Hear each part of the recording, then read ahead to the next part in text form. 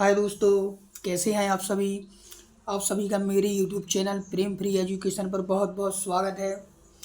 और जैसा कि आपको मालूम है, हम लोग हिंदी व्याकरण पढ़ रहे हैं और इसमें हम संधि पढ़ रहे हैं। संधि का एक वीडियो मैं आपको अपलोड कर चुका हूं, जिसमें हमने दीर्घ स्वर संधि और गुण स्वर संधि पढ़ाया है, तो उसको भी आप पहले देख लेना, तभी आपको पूरी संधि समझ में आएगी।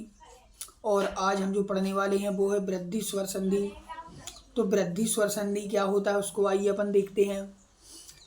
इसमें आ के बाद ए आए तो आई हो जाता है, और आ के बाद ओ आए तो औ हो जाता है। ये अपनी किताबी परिभाषा है। ये बेस होता है, ये 100% एक्यूरेट होती है।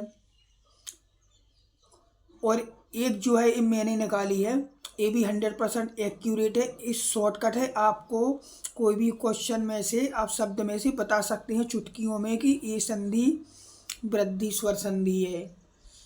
तो जब बीच में आई की मात्रा आए फिर औ की मात्रा आए तो वहाँ पर वृद्धि स्वर संधि होती है। या फिर री की मात्रा आए, इसको आप ध्यान रखना है, या तो बड़े अय्या या औआ या फिर री की मात्रा है ऊपर वाली, तो वहाँ पर वृद्धि स्वर संधि होगी। यहाँ पे आप देखिए, उदाहरण से आपको ज़्यादा समझ में आएगा। जैसे मतेक, मतेक में अपनी दो मात्रा है, अपन यहाँ देखा कि दो मात्रा।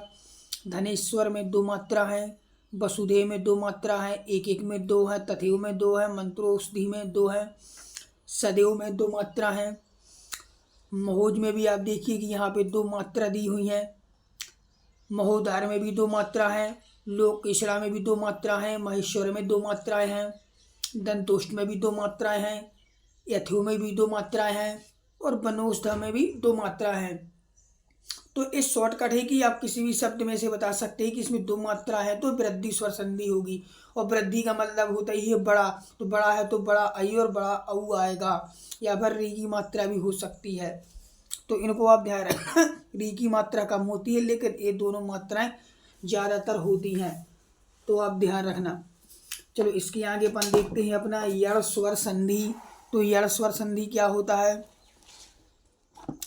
कि ई के बाद कोई अलग स्वर आए, ई के बाद कोई अलग स्वर आए तो या बनता है, और ऊ के बाद कोई अलग स्वर आए तो बा बनता है, और री के बाद कोई अलग स्वर आए तो रा बनता है। तो आप इनको ध्यान रखना। ये अपनी किताबी परिभाषा है, क्योंकि ये तो बेस है। इस शॉर्टकट टिक तो बाद में आई, पहले ये बेस है। और आप बेस को भी ध्यान से रखना, उसके बाद शॉर्ट कट वाली अपनी टिक लगाना। तो और अपन देखना कि आंसर गलत हो रहा है कि नहीं, क्योंकि ये भी 100% एक्यूरेट ही रहेगी। इसमें क्या लिखा है, या रा ला, या रा और बा। या रा और बा के पहले हमेशा आधा वर्ण आता है।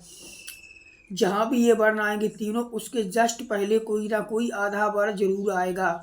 आप उदाहरण से देखिए, आपको अच्छी तरह से समझ में आएगा। जैसे ये वाह है, इसके पहले आधा वर्ण आधा सा आ गया। जो वाह है इसके पहले आधा वर्ण सा आ गया। जो वाह है इसके पहले आधा ना आ गया।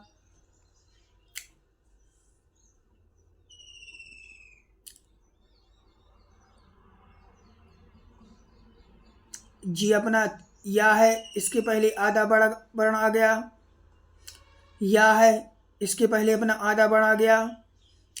वाह है, इसके पहले आधा वर्ण आ गया। या है, इसके पहले आधा वर्ण आ गया। और या है, इसके पहले आधा वर्ण आ गया है। तो आपको इस समझ में आ गया होगा कि आधा वर्ण आया है।